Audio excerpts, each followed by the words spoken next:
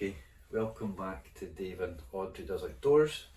If you're new to the channel, thanks for checking us out and watching a little video. Today, as you've seen by the title, we're discussing ticks.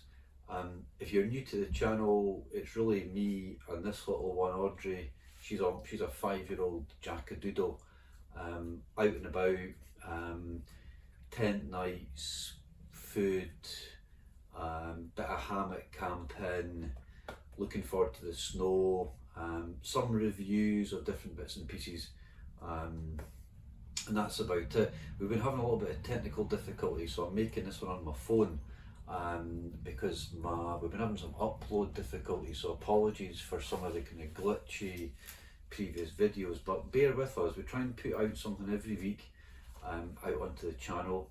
We're almost at 500 followers, which has been fantastic. Love getting out and about, sharing it with you guys at home. So I'll pop her down there. So today we're going to talk about ticks. And I'm not sure why, but this year seems to be kind of worse than ever. Excuse the dog, she's just doing her normal little craziness. So ticks, I live in Fife in Scotland. You'll get ticks all over the world, but there's different parts of the world that are worse than others. Now, I'm not a medical tick specialist, so if in doubt, seek proper medical advice, particularly if you start to feel unwell, and particularly just now with the pandemic. If you start to get anything else going wrong, it can often be really quite confusing. So I just wanted to, where do we find ticks, and just talk a little bit about some of the kind of prevention ideas that I've been applying. I've had 2 or 3 ticks this year, which is the most I've ever had. I had one in my tummy, just on below my tummy button about a month ago, and I couldn't get it out, and that's really why I'm talking about a couple of different tools I carry in my first aid kit. So we'll talk a little bit about prevention. So ideally you don't want to get ticks, so again, keep yourself covered up. I used to wear shorts virtually all year round. I don't walk with my shorts on anymore because any long grass, particularly where there's deer, and we've got a lot of deer around where I live, the ticks will end up finding themselves on the end of grass, and if you walk past, they'll latch on, and they'll climb along your little leg hairs or whatever, and they'll try and find somewhere fairly soft to attach, and then they'll just attach onto your skin, and they'll really hold on tight, and then they'll puncture your skin with a tiny, you don't feel them, this is the problem, you don't feel it. They'll puncture your skin, and they'll feed off your blood, and they'll kind of gorge themselves for normally about maybe a couple of weeks, and then they'll fall off.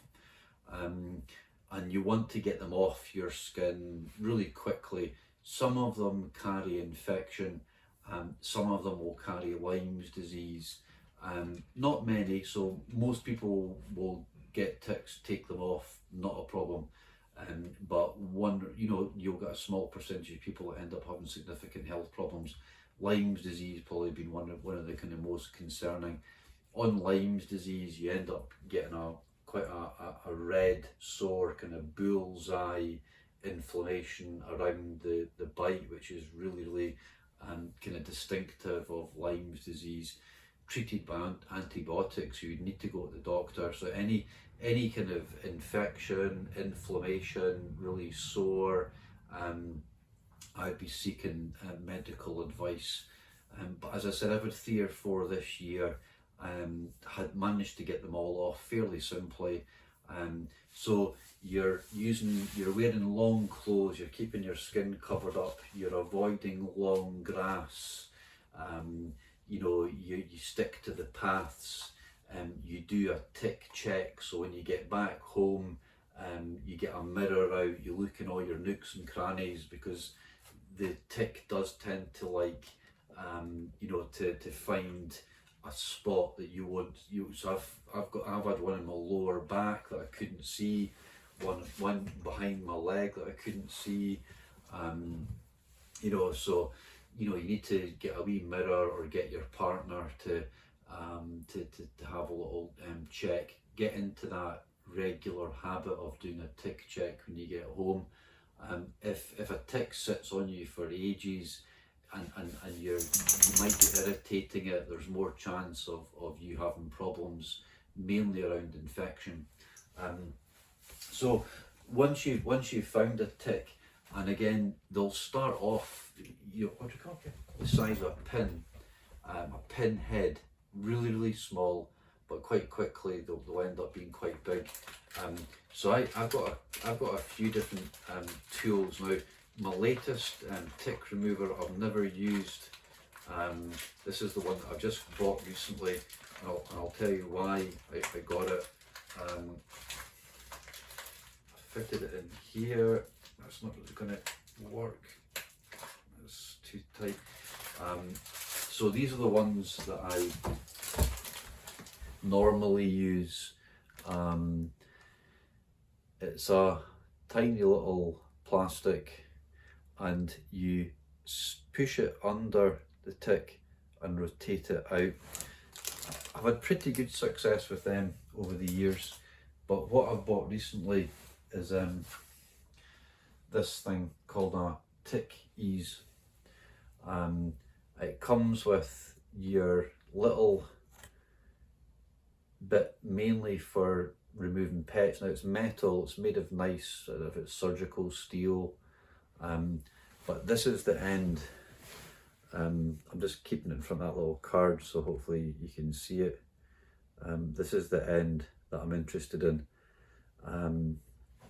because it's so small, quite often when the tick's kind of on your skin, you can't easily push something down on its sides. So by having tweezers like this, you can push the tweezers down, around, grip it, and just pull it straight off. Now I've not used this yet, but it's really handy to have a couple of different tools. Either these, which I've had okay, but I've struggled, and the last one that I got on my tummy, because my tummy's quite soft flesh, this little thing had sort of attached and dug in, and I couldn't get it out. It was one morning before I just noticed it right in my tummy.